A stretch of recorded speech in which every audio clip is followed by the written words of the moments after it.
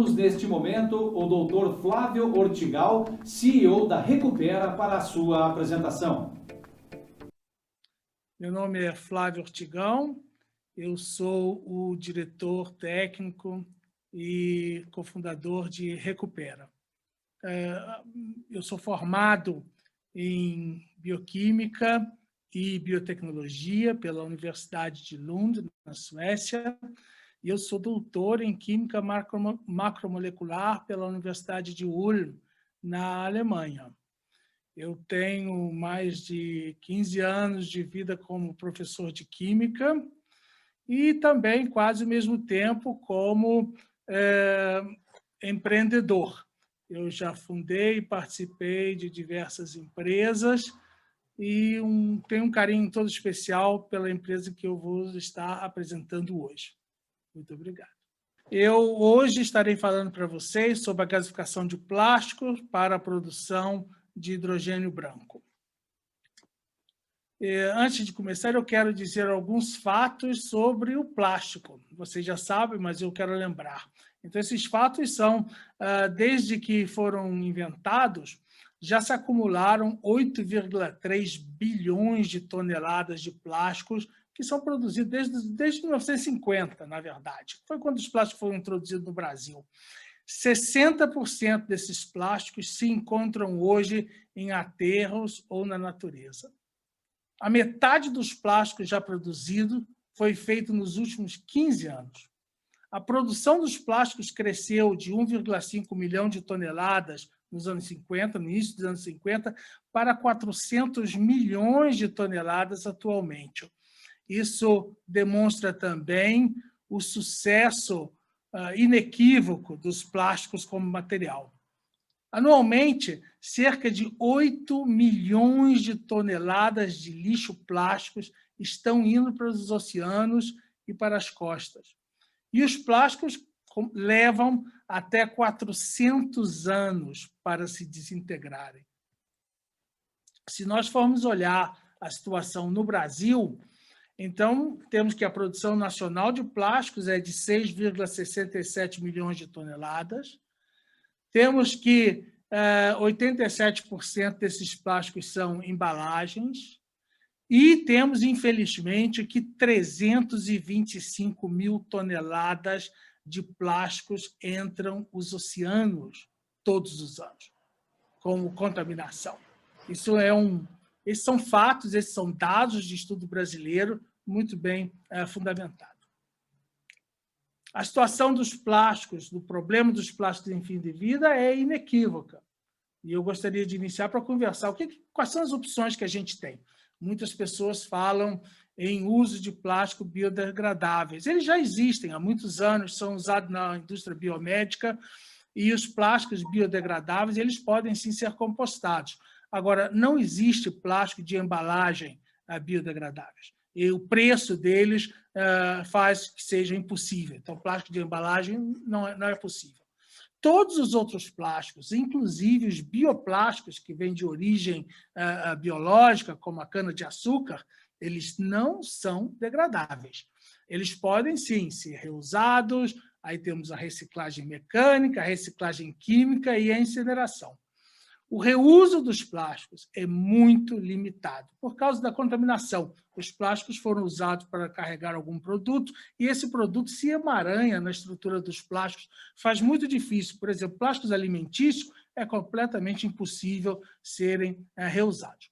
Depois temos o que muita gente propõe, a reciclagem mecânica. Infelizmente, a reciclagem mecânica também é uma possibilidade muito difícil. Isso porque os plásticos eles se quebram. O processo de reciclagem mecânica ele contém o tratamento termo, o aquecimento dos plásticos para derreter e depois reestrudar. Isso não é possível, porque a cadeia dos plásticos se quebra a cada vez. Eu vou mostrar isso. A reciclagem química ela é sempre possível. Existem dois tipos de reciclagem químicas, pirólise, que eu não vou estar concentrando, e gasificação. Eu só quero dizer que a diferença entre pirólise e gasificação é o produto que eles produzem. O processo de pirólise não produz gás de síntese. É um erro. Muita gente acha que vai fazer pirólise para gás de síntese. Não é possível isso. Gasificação é a tecnologia que leva ao gás de síntese. E depois temos também o processo de incineração. Esse funciona sempre e produz calor, se esse é o almejado, não? Por que os plásticos são de reciclagem difícil? São dados na literatura, podem ser pesquisados, existe aí uma vasta literatura a respeito. Mas olha aqui, esse aqui é o peso molecular dos plásticos, aqui tem um comum, né? 5.000 é o peso comum dos plásticos, e aqui são os números de reciclagem. E você vê que já reciclagem 2 vezes, aquecimento e esfriamento, a cadeia se quebra quase completamente.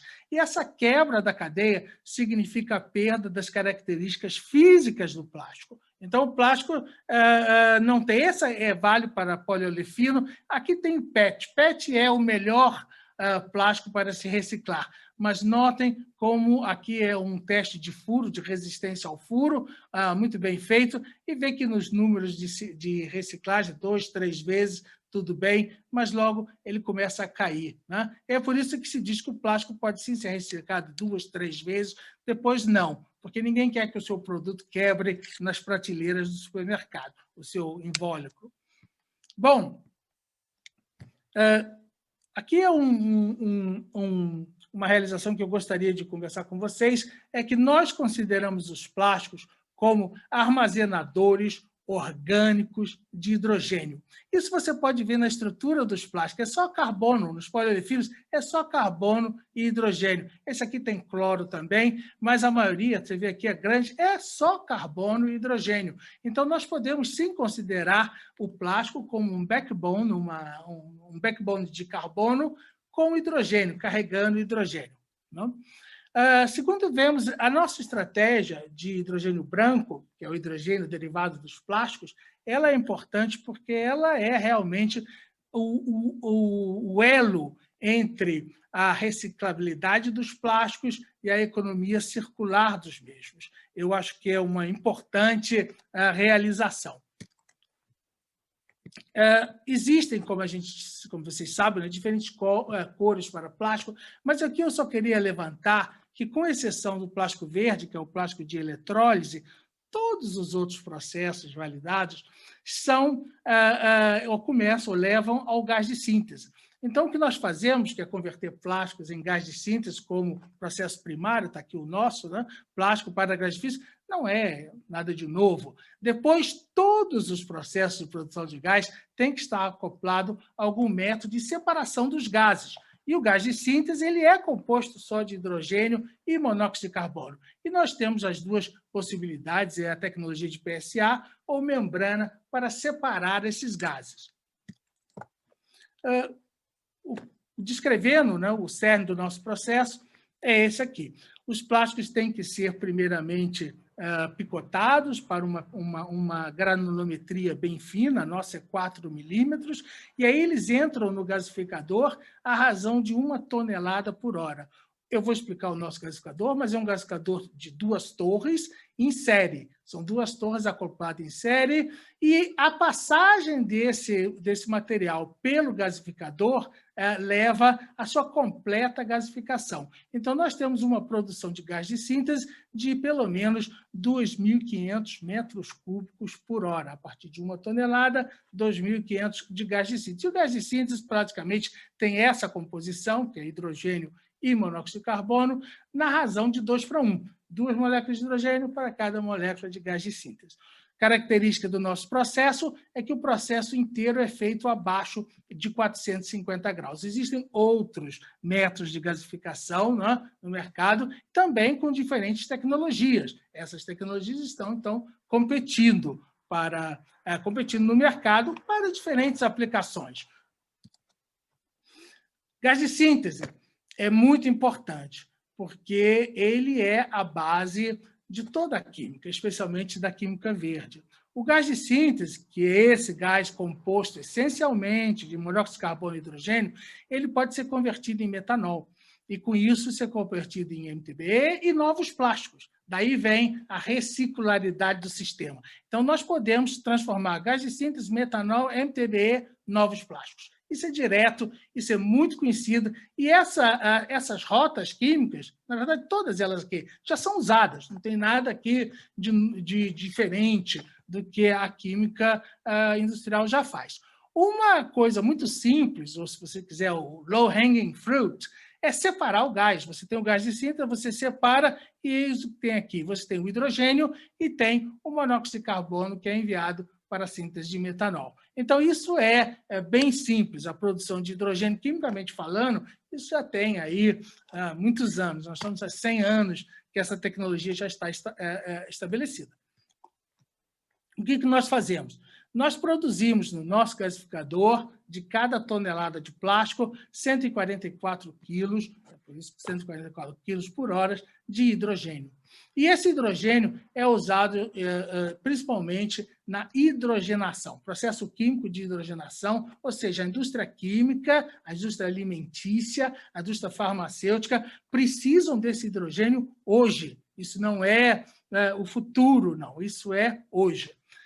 O CO, o monóxido de carbono, ele é, como eu disse, a base da síntese de metanol, mas pode ser usado para gás e energia térmica. Nós não propomos isso, mas ele é muito conhecido no Brasil como gás de rua. Então, o gás de rua era o Singás produzido no Rio de Janeiro, era produzido, depois foi substituído pelo gás natural. Mas a aplicação que nós estamos preconizando é a química, porque aí não há emissão. Também não há queima de gás. Se houver queima, há, obviamente, produção de CO2. Mas não havendo queima, não há produção de CO2 e não há emissões. É bem importante notar que CO não é CO2, não é gás de efeito estufa. Esse aqui é o nosso processo, essa planta foi validada, ela está construída na Eslovênia, em Celje, e o que vocês veem aqui são as duas torres, não é? Cada torre tem 9 segmentos, e os parâmetros, o que é importante para a gasificação. Isso eu queria deixar bem claro. O primeiro parâmetro é a granulometria, nós já falamos, o nosso é pulverizar os plásticos. Isso é muito importante para uma gasificação homogênica, e essa homogeneidade é altamente importante para a qualidade dos plásticos e também para garantir que não há muita formação de produtos ou biprodutos ou contaminantes. A homogeneidade é uma função da granulometria e também dos segmentos. Nosso reator são 2 torres de 10 metros, cada uma com 9 segmentos. Se você quiser, você pode raciocinar isso como, na verdade, 18 gasificadores, porque eles são adressados independentemente. A temperatura de cada um desses segmentos é adressada independentemente. Nós temos um programa que determina como essa gasificação, mas o processo, como já dito, ele é feito abaixo de 450 graus. Então, a gente começa numa temperatura que nós sabemos bem qual é, e aí a gente vai subindo a temperatura até 450 graus. E quando chegar no final do primeiro reator, aqui tem um ciclone, se o gás não estiver completamente gasificado e homogeneizado, ele vai para o segundo reator e acontece a mesma coisa, continua a gasificação. No final do segundo reator, tudo que não foi gasificado volta para a base do primeiro. É por isso que é permanente. É um gasificador, isso chama gasificador de leito fluidizado, circular. Não é? Ele circula aqui até ser completamente gasificado. Tudo que é gasificado e que passa aqui o ciclone, assim, os elementos particulados são removidos, ele vem aqui para o primeiro descontaminador ou purificador catalítico.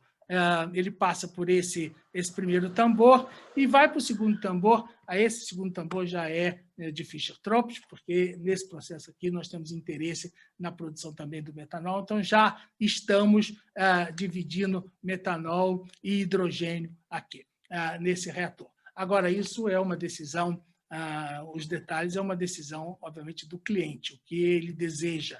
Ele deseja só hidrogênio, ele deseja hidrogênio e metanol, isso depende de cada processo.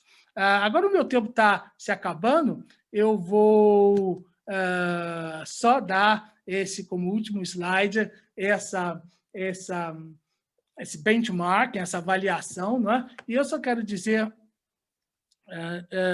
se nós compararmos as diferentes tecnologias, né, convencional, a nossa, que é CBT, a tecnologia de plasma, a primeira coisa que a gente nota é os diferentes tipos de temperatura. E, como vocês sabem, a temperatura é de um alto custo na indústria química. Daí vem o CAPEX, né? Então, nós temos o CBT, que tem um custo baixo, porque a temperatura é baixa, e comparado com o plasma, que tem uma temperatura altíssima, né? E as tecnologias convencionais também. O OPEX também é relativamente baixo, o OPEX do plasma é muito alto, e o OPEX do convencional ele é aí médio. Quando vem a recuperação energética, todos os processos podem ser usados para recuperação energética, não tem aí nenhum problema. Agora, quando a gente fala em recuperação material, bom, tem alguns aqui que não funcionam, que é a incineração. A viabilidade econômica de todos os processos que eu conheço está bem dada, com exceção de plasma. Eu não conheço nenhum processo de plasma que tem viabilidade econômica. Isso é um fato, infelizmente.